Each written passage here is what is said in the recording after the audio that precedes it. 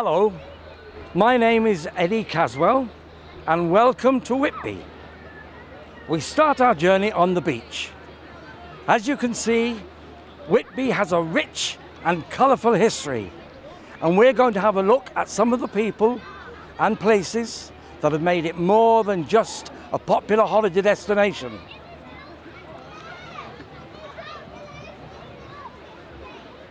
From here, we get a great view of the town. And here is Captain James Cook. Whitby has adopted him as its most famous son, though he was actually born some 20 odd miles from here at Marton. The River Esk is 24 miles long and is the main reason that early man came here during the Stone Age. With ample fresh water from the river, the estuary provided a goodly supply of fish. Being Yorkshire's only salmon river as well was an extra bonus.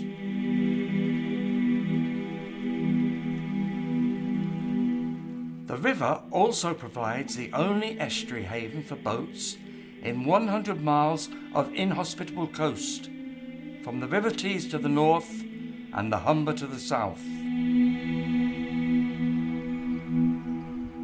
Prior to the coming of the Romans in the 1st century, the main inhabitants of the area were the Brigantes.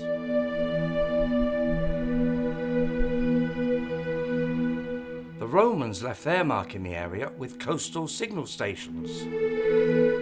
Known sites are at Ravenscar and Beacon Hill to the south and Goldsborough to the north.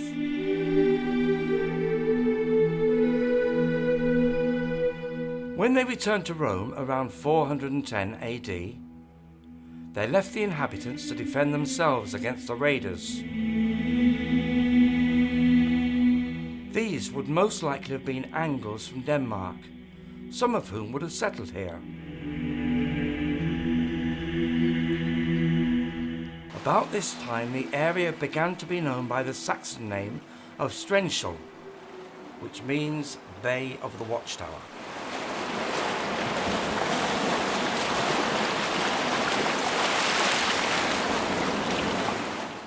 Whitby Abbey has dominated the skyline of Whitby for almost 1,000 years, as indeed its ruins still do today.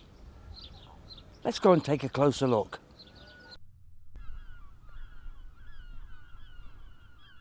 Almost exactly 1100 years before Captain Cook came to Whitby, Hild, the abbess of Hartlepool, 40 miles north of Whitby, arrived and founded the abbey around 657 AD. It was a monastery for both men and women, although they were carefully separated. It was not what you see today, as it was constructed in wood. Working for the monastery was a herdsman called Caedmon. One night, whilst lying in his bed, he had a vision of an angel, and this inspired him to compose a 9-line poem. This has become one of the earliest known surviving pieces of English poetry. Hild then took him into the monastery as a monk, and he continued to compose poetry based on the Bible. When Hild died in 680, this important early religious site declined, probably due to the increasing number of raiders from the North Sea. The foundation of the Danish kingdom, with its capital in York in 876, led to further decline. At some time during the 10th century, Strensholl became known as Whitby, but exactly why is still a matter of speculation.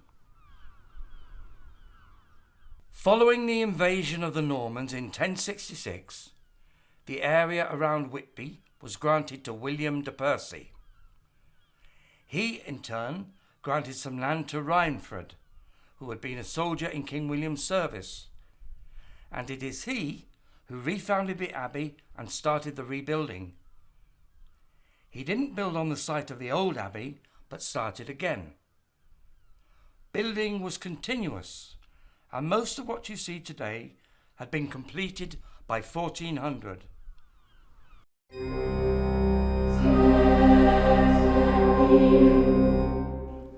The abbey contributed greatly to the growth and economy of the area for some 400 years, until December the 14th, 1539, when it suffered the fate of all similar establishments, as Henry VIII empowered Thomas Cromwell to dissolve the monasteries.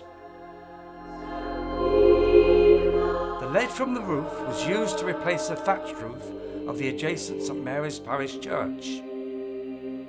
From that time, the roofless abbey deteriorated, but it has remained a dominant structure from land or sea. On the 25th of June, 1820, the tower collapsed and then suffered more damage when bombarded by the German warships Von der Tann and Der Flingler on the 16th of December 1914. Following its dissolution, the Cholmondeley family bought the land and ruins and lived in the lodge and gatehouse. They prospered and made a fortune in the alum industry during the 1600s. In 1672, Sir Hugh Cholmondeley built this magnificent banqueting house for the then vast sum of £232,000. 70 years later, the house was abandoned and left to the elements when the family moved to Howsham Hall in 1743. It soon became ruinous and lost its roof in 1790 in a violent storm. The Strickland family bought it in 1866, but it remained a ruin until 2000, when English Heritage partly restored it. Today, it serves as a visitor and interpretive centre for the Abbey. St Mary's Church is actually older than the Abbey. It too was originally built of wood when it was founded in 1110, but was rebuilt in stone in 1170. It has been added to over the centuries, and I understand that it contains some unusual and interesting artefacts inside. The famous triple pulpit dates from 1778, when it stood on iron props over the main aisle. In 1867, it was moved to its present position. The parish clerk would occupy the lower deck, whilst the priest taking the service occupied the one above. Sermons were given from the highest deck, the preaching box. Surprisingly, there is no electric lighting within the church, and candles are used when additional light is needed. The chandelier was made in 1769 and consists of 148 separate brass pieces.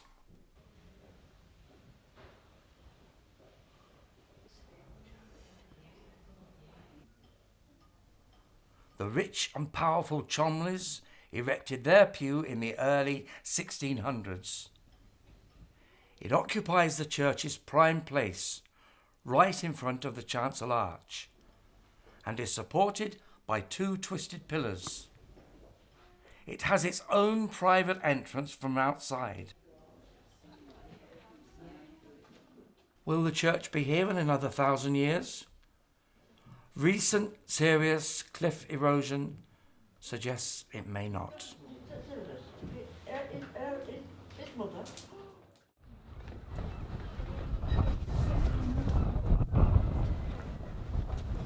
What a great view of Whitby! I'm now at the top of the famous 199 steps, climbed by thousands of visitors every year. I intend to walk them too, but for me, it's downwards.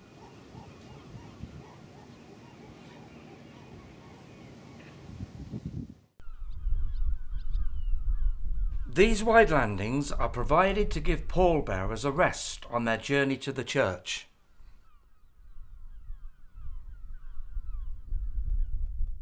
This cobbled street at the side of the steps is called the Donkey Road. It was built for processions on high days and holidays. These days, it traps unwary motorists who blindly follow their sat-nav.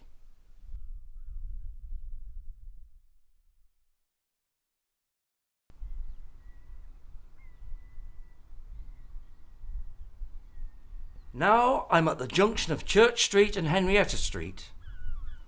Henrietta Street was named after Sir Nathaniel Cholmondeley's second wife in 1761. The cottages were once occupied by fishermen, but now they are mainly holiday residences. At the end of it is another famous Whitby landmark, which is known for its produce all around the world. This is Fortune's Kippers, little altered since opening in 1872, and owned and operated by the same family since then. Morning, Derek. Morning. Can I have 2 pairs of kippers, please? This is the smoking shed adjoining the shop. Today a ham is also getting the treatment.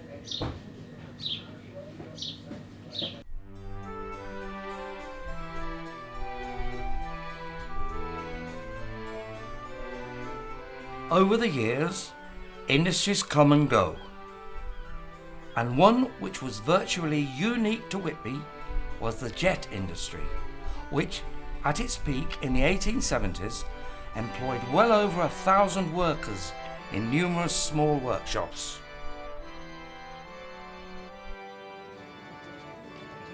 Church Street was Whitby's main thoroughfare in the Middle Ages, with alleys and yards leading off it down to the side of the river. No, you don't come here for heated discussions.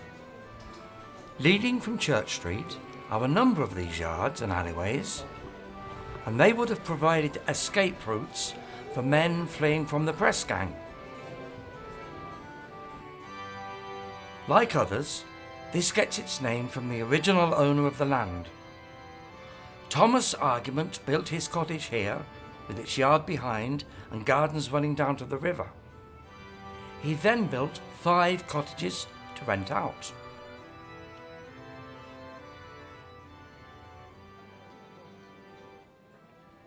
Here we are at the Market Square. The town hall was built by Sir Nathaniel Cholmondeley in 1788. It's not a town hall really, but was built as a toll booth. A regular market is still held here.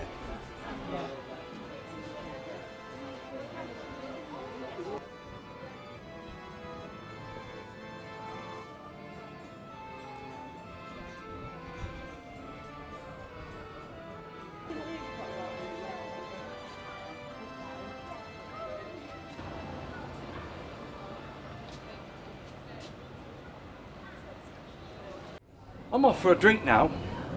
This looks as though it might have an interesting past. Let's go and find out.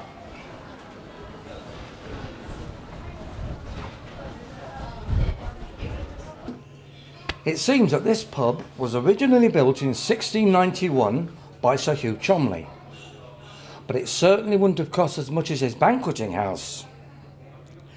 From here, the first regular stagecoach service to York operated. The journey took 2 days. Must have been pretty grim. It is known that Captain Cook used this inn regularly, and that Charles Dickens stayed here. In 1939 it was closed, and over the years fell into disrepair. It was restored over a period of 11 years and reopened in 1993.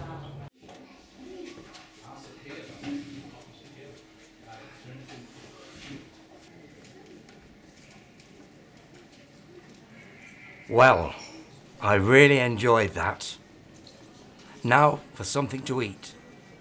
And what else here in Whitby but fish and chips? Charles Dickens mentioned a fried fish warehouse in Oliver Twist, and chips were mentioned in A Tale of Two Cities, published in 1859. The two came together in Mossley, Greater Manchester, a year later, when the first fish and chip shop opened, and so our national dish was born. Irresistible. Fast transport of fish from the ports to cities and towns by the railways made it all possible. As a fast food, they reigned supreme, but never better than when eaten at the seaside. Here is the Seamen's Hospital. It wasn't really a hospital, but provided cheap lodgings for sailors and would have been a recruiting point. Founded in 1670, this building is from 1842 and is still providing accommodation for seamen today.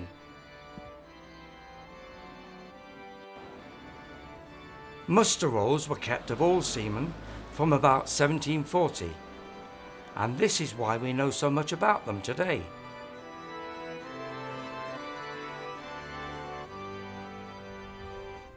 This is the upper harbour, and here are moored many private yachts. It is hard to believe, but Whitby in 1790 was Britain's third largest shipbuilding centre after London and Newcastle, the shipyards employing some 300 carpenters. The shore opposite was lined with shipbuilding yards, and they produced some very fine ships.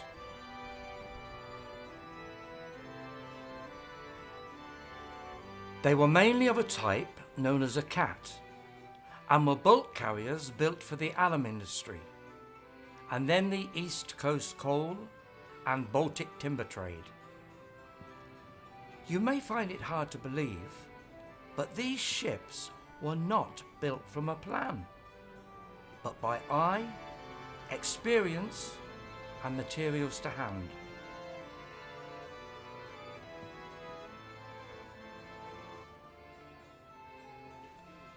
Captain Cook's famous ships, the Endeavour and Resolution, were built here, and their plans exist in the National Maritime Museum in Greenwich, but only because the plans were drawn from the actual ship's dimensions when they were taken into the Navy.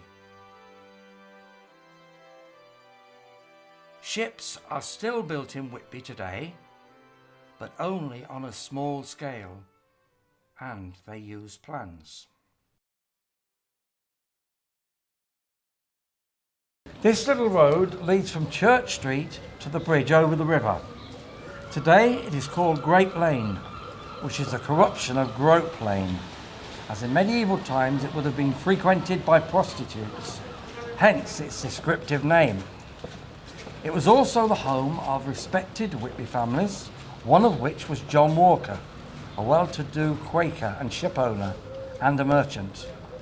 It was here that Captain Cook learned his trade as a master mariner. So revered is Captain Cook that there are actually 4 museums reflecting his life in Yorkshire, and this is one of them. Cook was such a skilled cartographer that the charts that he made of some of the smaller Pacific islands were still in use up until the 1940s. Today we're used to the use of GPS, and GPS comparisons have been made between Cook's charts and what we now know scientifically to be extremely accurate. And they found that Cook's charts were accurate to such a degree that you could probably still use his charts today. Right, well I'm off now down Grape Lane and over the bridge to the west side of the town.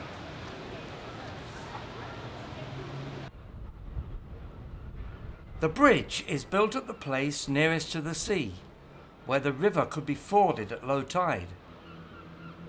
A bridge was first recorded here in 1351, and it had a bridge chapel.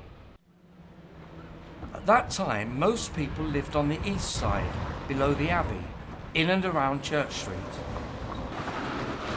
We know the bridge was replaced in 1610 and again in 1766 by a drawbridge. In 1835 a swing bridge was built, and that in turn was replaced by the present bridge in 1909. The high-level bridge built in the 1970s takes through traffic, much to the relief of the residents. The Domesday Book of 1086 gives us a glimpse of Whitby at that time. It tells us that it was here that Floresgate, now Flowergate, came down to the river, and Haggersgate led away to the river mouth on this side of the river. I think things will have changed a bit since then.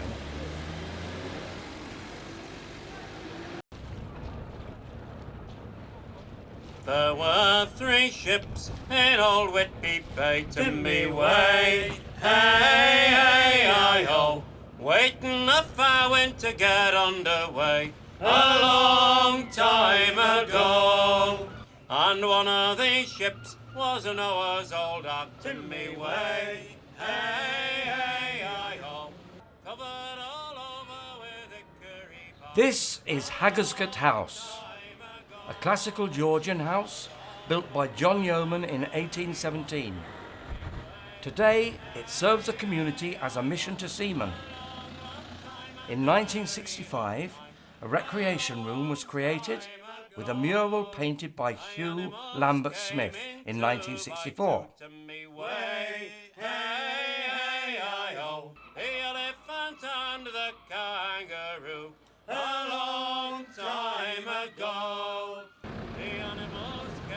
The Magpie must be one of the most famous fish and chip establishments in the world and is always busy.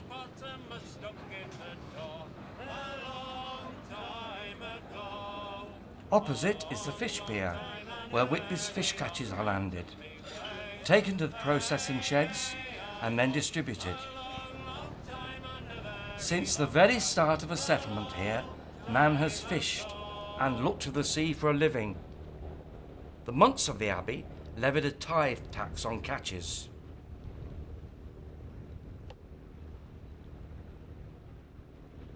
In 1753, the Whitby Whaling Company was formed, and for the next 80 years it gave employment to thousands of Whitby people.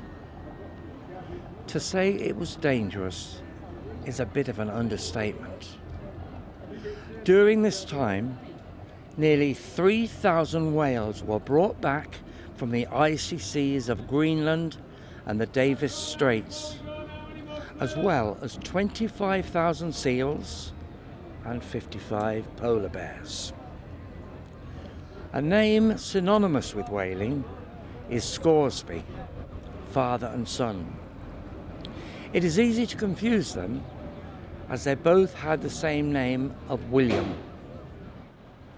William Sr. was born at Cropton, near Pickering, in 1760, and worked as a farm labourer until he was 19.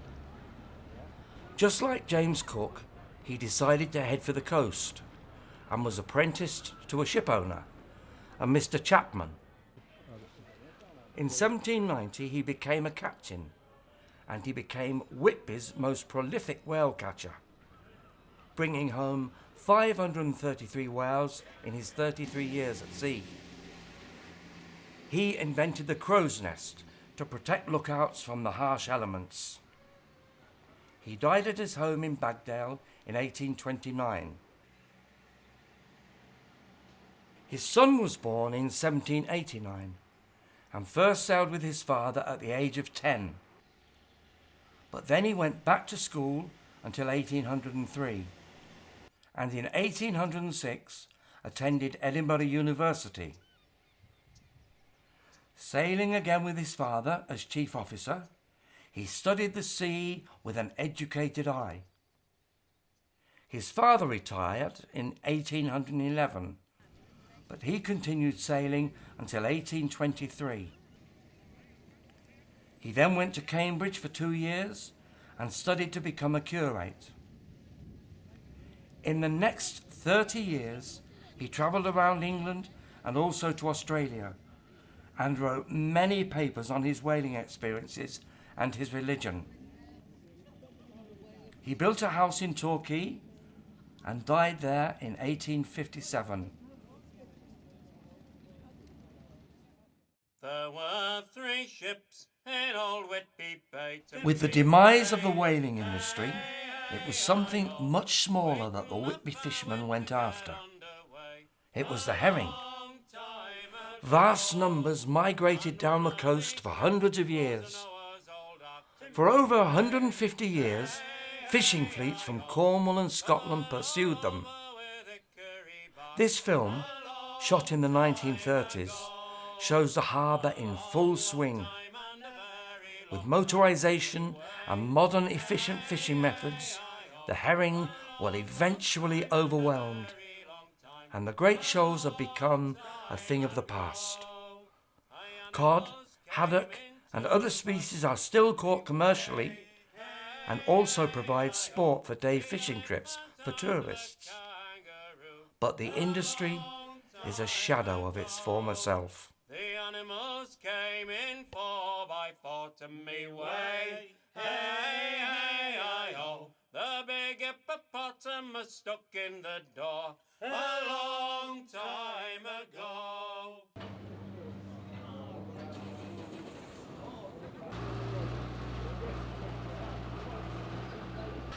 Fishing is a dangerous occupation, and the sea, especially the North Sea, is a dangerous place.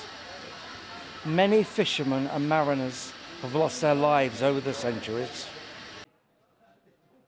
Whitby first had a lifeboat station in 1802 and has been located at various sites. The station here was closed in 1934 and now serves as a museum. Many rescues have been made over the years. On the 30th of October 1914, the Rohilla, a hospital ship on its way to Dunkirk, was wrecked on Saltwick Nab. Of the 229 people on board, 144 were saved, as well as the ship's cat. One of the survivors was a Mary Roberts, who had survived the sinking of the Titanic some 2 years earlier.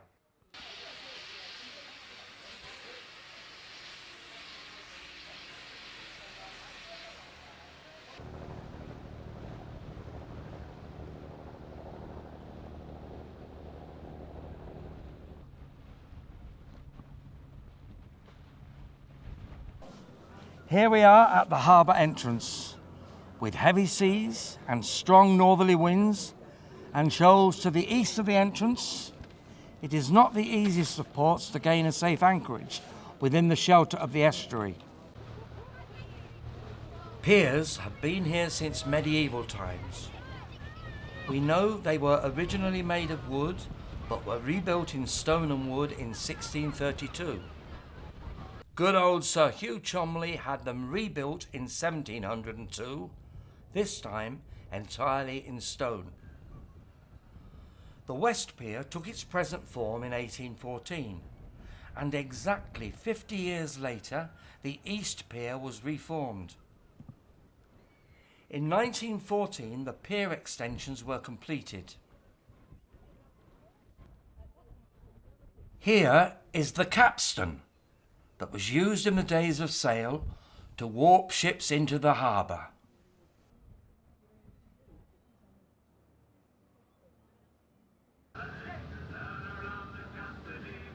All captains would have to report to the custom house located near the bridge and next to St Anne's Stave. Having done that, no doubt he and his crew would quickly head for the many taverns and inns.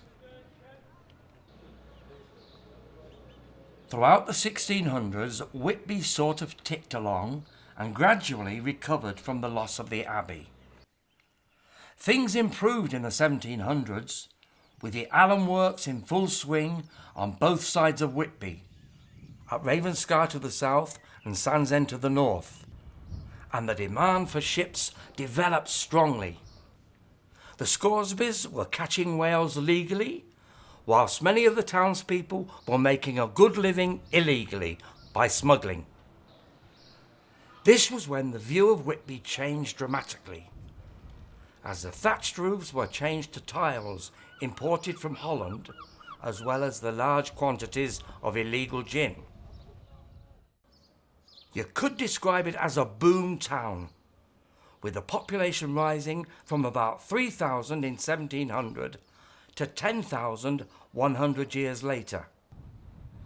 The east side was overcrowded, and the population was spreading over to this side of the river. More houses were built along here, Cliff Street, but they would have been little more than roughly built hovels with thatched roofs and no sanitation. In 1762, Skinner Street, named after its developers, was being built, and around 1780, the really posh houses of St Hilda's Terrace were constructed for the well-to-do traders and ship owners. After these good years, inevitably came a slump, and things changed in the early 1800s. The Industrial Revolution was rolling, building up ahead of steam, literally, thanks to the newfangled steam engine. Whitby was being sidelined.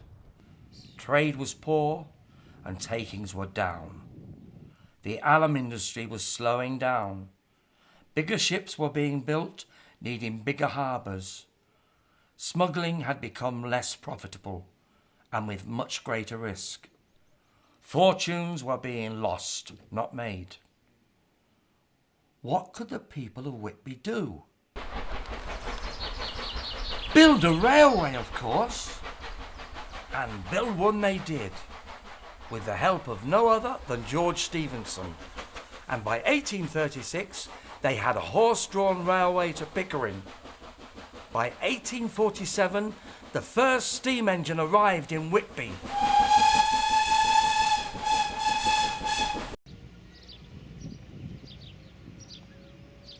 It did the trick.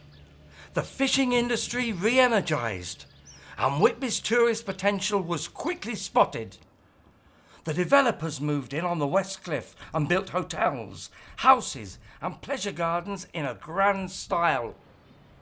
Whitby was to have its own crescent a la style of Bath.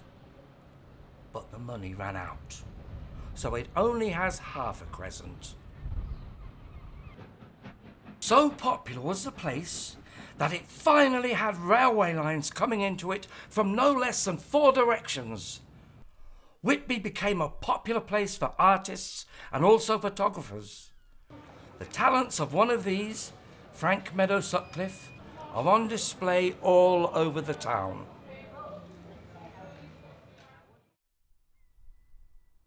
This is the Spa Theatre, still providing entertainment today. Originally called the Westcliff Saloon, it was built in 1880. Whitby's original spa was a little way along the coast from here. In 1734, it was ruinous, described by a Dr. Short in his History of Mineral Waters.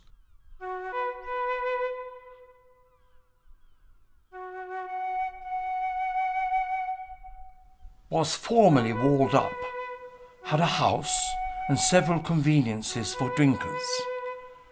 But now the sea has washed it all down and filled the place with stones.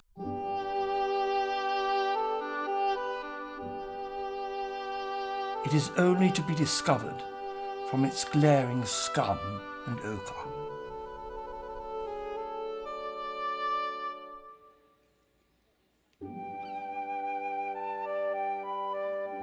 This little oddity remains.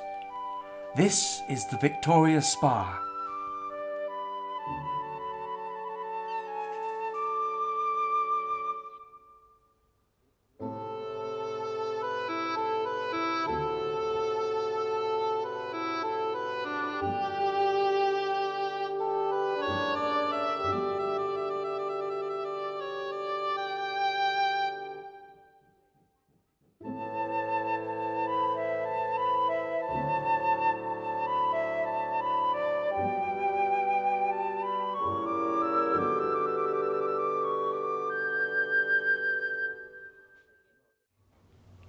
In 1860, you could get a season ticket here to take the waters for £0.50. 12.5p in today's money. It hasn't been used for over 100 years. What a nice little relic.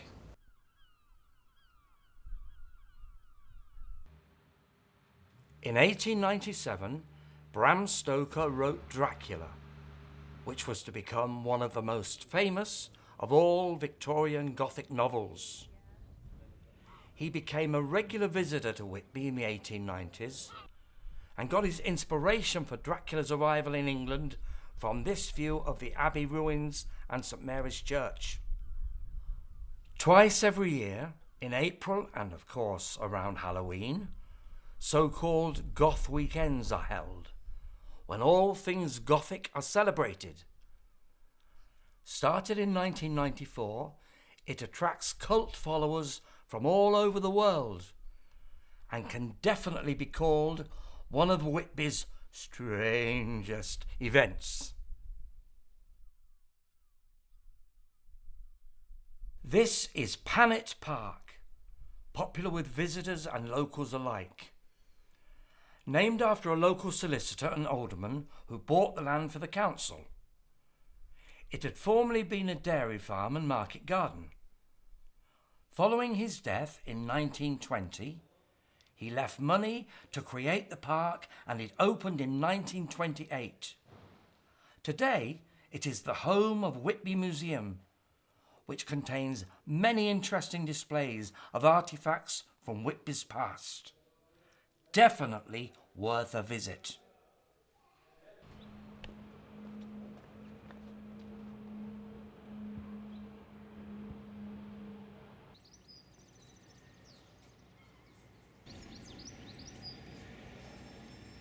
Apart from the Abbey and St Mary's Church, which is the oldest building in Whitby? I reckon it's this one. Built by the Conyers family before the dissolution of the Abbey, it would have been a fine sight. With Bagdale Beck now running in a tunnel under the road close by, and grounds stretching up to Flowergate and south along the river as far as the new bridge, it is hard to imagine today.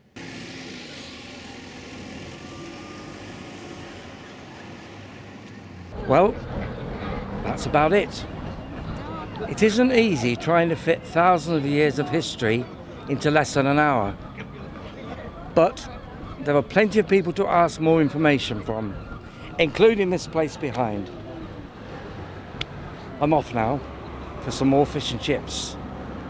And Whitby has got the best fish and chips in the world. Goodbye. There were 3 ships in old Whitby Bay to me way. Hey, hey, I-ho, waiting if I went to get underway a long time ago. And one of these ships was a Noah's old ark to me way. Hey, hey, I-ho, covered all over with hickory bark a long time ago. A long, long time and a very long time to me way. Hey, hey, I-ho, a long, long time and a very long time, a long time ago.